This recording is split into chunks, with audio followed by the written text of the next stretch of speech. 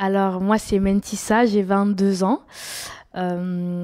J'ai fait la dernière saison The Voice 10, donc The Voice France, la saison 10, et j'ai choisi comme coach Vianney, et c'est là que mon histoire a un peu commencé, parce qu'on a eu un vrai coup de foudre musical, humain. Il m'a invité sur sa tournée après l'émission.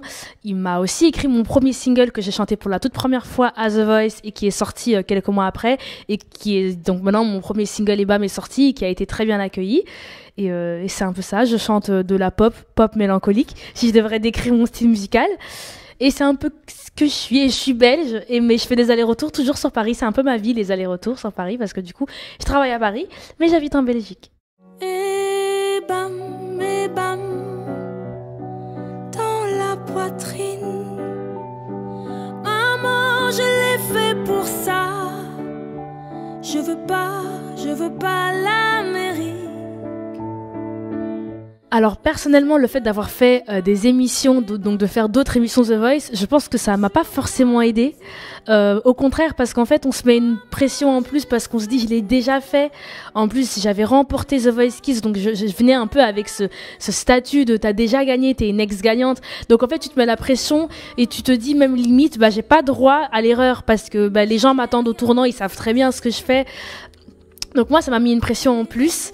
Et j'ai pas du tout, j'ai jamais senti que je venais avec un bagage en plus ou avec un avantage par rapport aux autres candidats. J'avais plus l'impression que je devais encore me prouver et montrer que j'avais que j'avais évolué, que ce soit même vocalement, musicalement, parce que je l'avais déjà fait et que les gens m'avaient peut-être déjà vu dans les autres émissions, quoi. Donc, moi, c'était presque plus un désavantage qu'un avantage. Je me suis dit, parce que je me suis dit les autres, ils ont droit à l'erreur, ils sont là. Et moi, je l'ai déjà fait, quoi. Donc j'ai plutôt intérêt à venir et à pas me louper, quoi.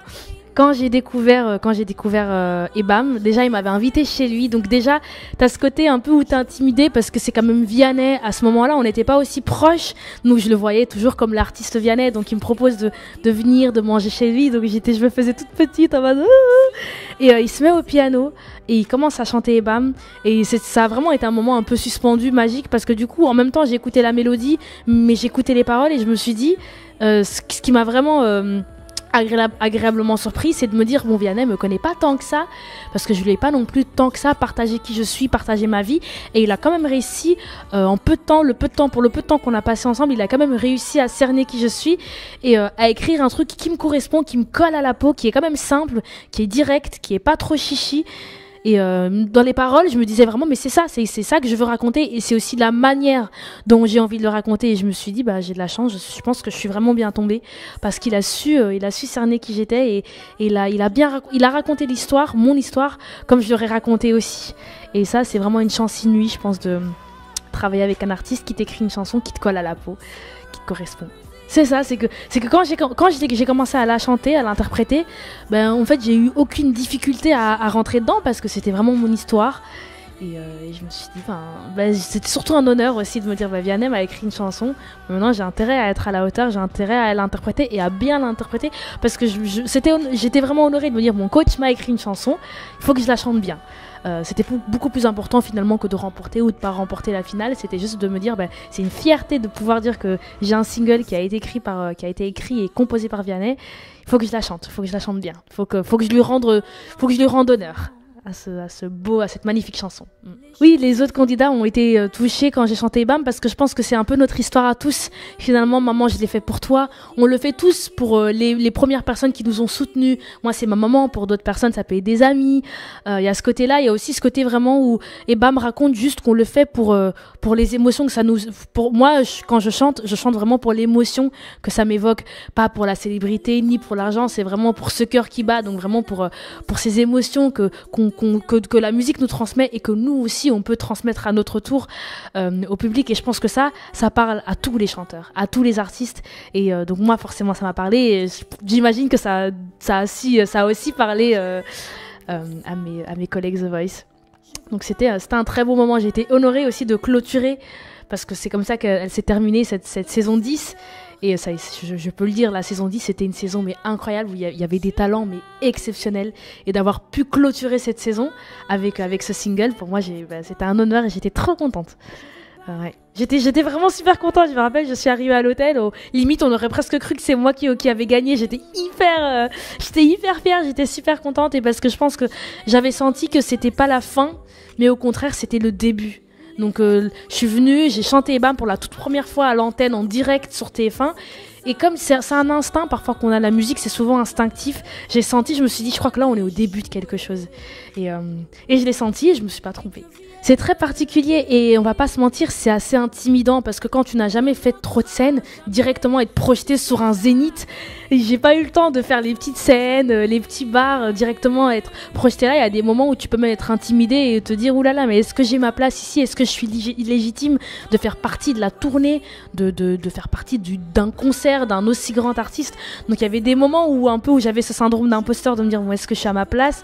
Et après quelques dates, j'ai commencé à vraiment me sentir à l'aise, à me sentir comme un poisson dans l'eau sur scène. Et la chanson a toujours été super bien accueillie parce qu'il faut savoir que EBAM au début c'est normal, les gens ne connaissent pas, et malgré le fait que les gens ne connaissent pas, ils ont toujours super bien accueilli la chanson, le single. J'ai toujours eu de superbes retours. J'ai vraiment finalement les gens apprennent à me connaître, ils me découvrent sur scène en direct et c'est cool d'avoir vraiment des réactions à vif, des vraies réactions spontanées, des gens qui viennent te voir et qui te disent mais tu nous as suspendu, c'était vraiment un moment suspendu pendant le concert et merci. Et ça fait plaisir. Et après, c'est moi qui les remercie à leur tour. Et je dis merci à vous, hein, c'est pour ça qu'on le fait, c'est aussi pour vous. Je chante pour moi, mais je chante aussi pour vous, finalement. Et si j'ai pu vous aider ou si j'ai pu vous transporter à un moment, c'est exactement ce qu'on veut faire en tant qu'artiste. Donc du coup, je me dis mission accomplie quand je reçois ce genre de retour. C'est pour ça qu'on chante. Donc, j'y croyais pas. Mais en fait, il y a tellement de choses qui se sont enchaînées, que ce soit la sortie d'EBAM, que ce soit l'invitation sur sa tournée. Quand il m'a demandé d'être sur la réédition, j'étais honorée. Et en plus, le pire, c'est qu'il me l'a demandé. J'avais envie de lui dire, mais Vianney, comment ça tu me demandes? Bien sûr que je vais dire oui. Faut limite me dire, mais dis ça, viens. Je lui ai dit, mais pourquoi même tu me poses la question? C'est évident. Parce que Vianney, il est très humble. Donc il m'a dit, alors, est-ce que ça t'intéresserait? J'ai dit oui, bien sûr. Donc j'étais limite, j'avais envie de lui dire, faut pas me demander. Je te dirai jamais non. C'était un honneur. Vraiment de pouvoir me dire que... qu'il avait cette envie-là de partager une chanson avec moi sur son album, c'est pas rien. Et je pense que je serai jamais assez reconnaissante pour tout ce que Vianney a fait et continue à faire pour moi. C'est-à-dire qu'aujourd'hui, ma vie a complètement changé, elle a basculé, et c'est parce que je suis tombée sur une bonne étoile. Et cette bonne étoile, c'était Vianney. Et parfois, il suffit juste ça dans la vie. Il suffit juste de tomber sur une bonne personne au bon moment et ta vie, elle change. Et moi, mon petit ange gardien, ça a été Vianney. Donc, j'ai beaucoup de chance. Oui, déjà, on a des craintes. On se dit, on va faire, on va venir, on va être dans une émission, on va donner tout ce qu'on a.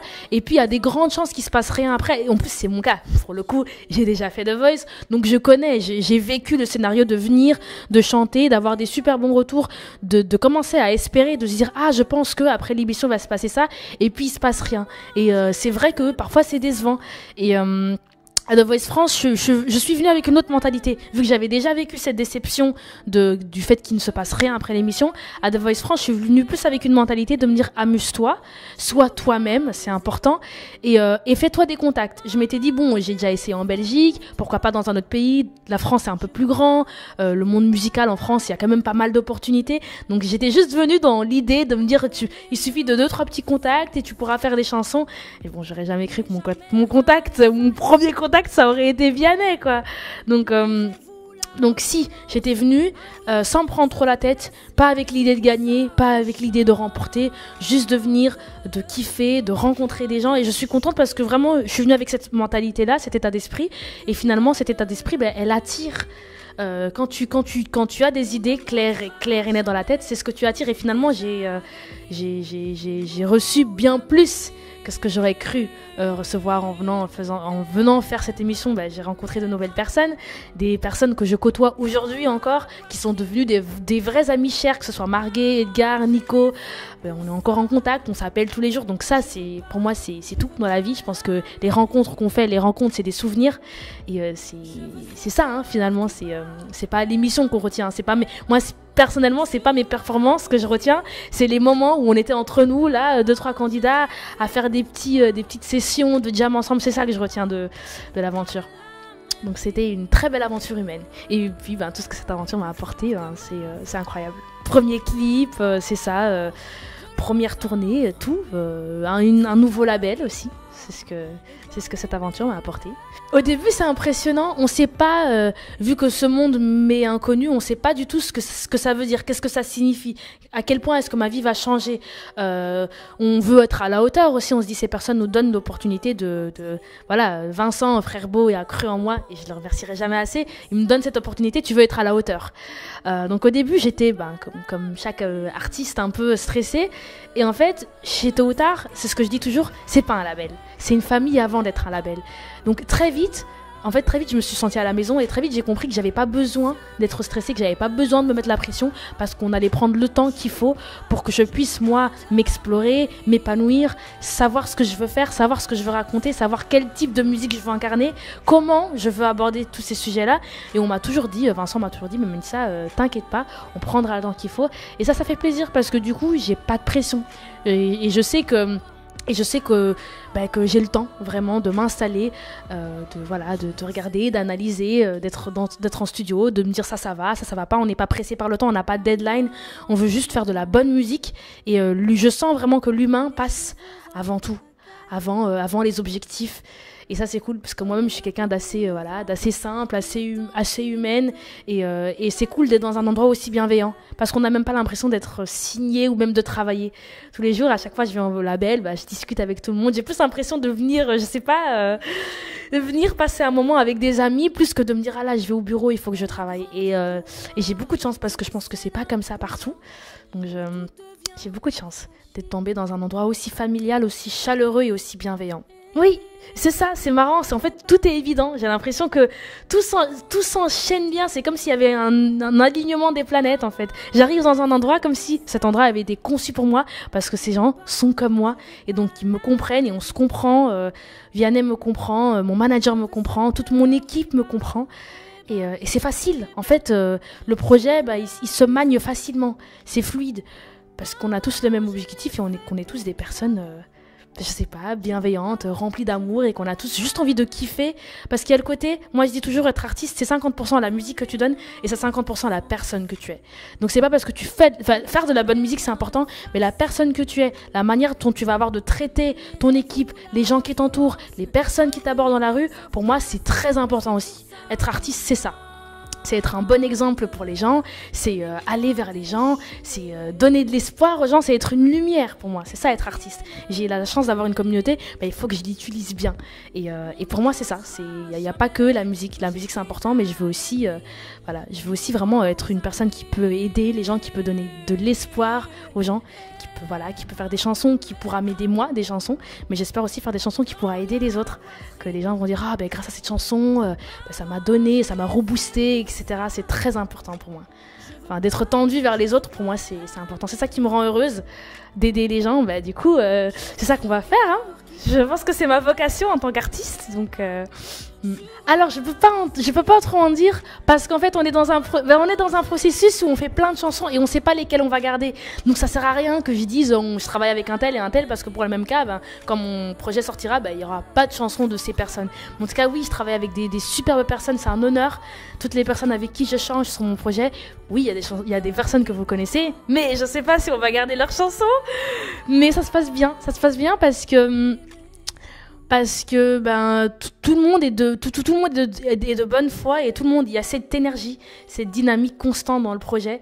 Et après voilà, ce qui est cool, c'est que je viens toujours avec le même discours. Je dis, je veux faire un premier projet qui me ressemble. Je fais un projet qui soit moi. Parce que les gens connaissent la chanteuse, les gens ne connaissent pas forcément la personne que tu es. Et je me dis, je trouve ça important qu'à travers mon premier projet, les gens se disent, ah ok, c'est cette personnalité-là qui se cache derrière la musique. Donc j'ai envie de faire un projet vrai, transparent, où je dis parce que c'est pas facile, la vie elle est pas belle tous les jours.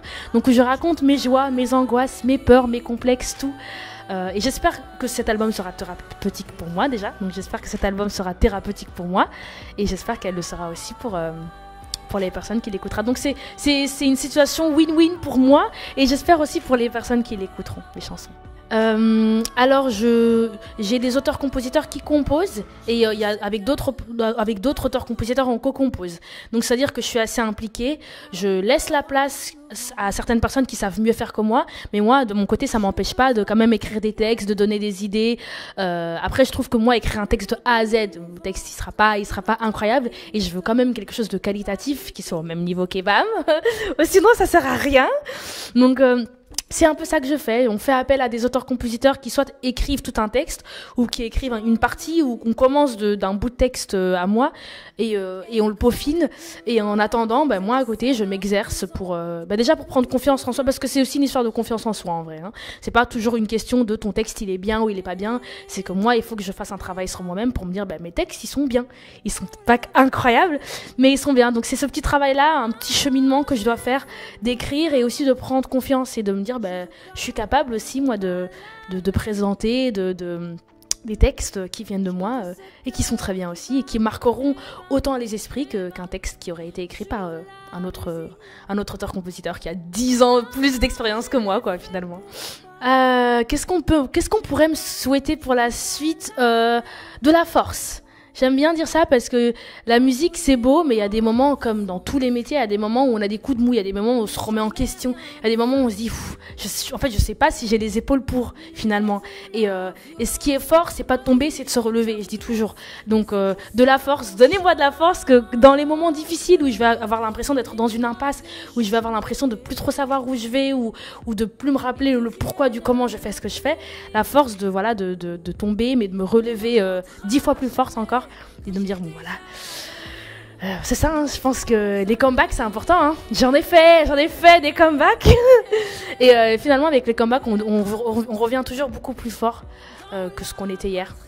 Donc c'est ça, de la force et de rester toujours soi-même. Je trouve ça super important de jamais j'espère ne jamais m'écarter de qui je suis et de rester de rester qui je suis, de pas oublier d'où je viens. C'est super important, peu importe la notoriété, peu importe l'ampleur que ça peut prendre ma carrière musicale, j'espère rester la même Mentissa que vous voyez là, qui parle, qui n'arrête pas d'agiter ses mains, qui a ses mimiques, voilà, c'est très important pour moi parce que je trouve que je m'estime être une personne simple.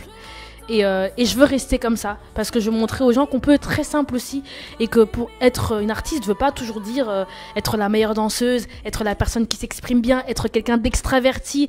Parfois, être artiste, ça veut aussi dire être quelqu'un de simple qui s'habille tout en noir. Et je m'habille souvent en noir d'ailleurs.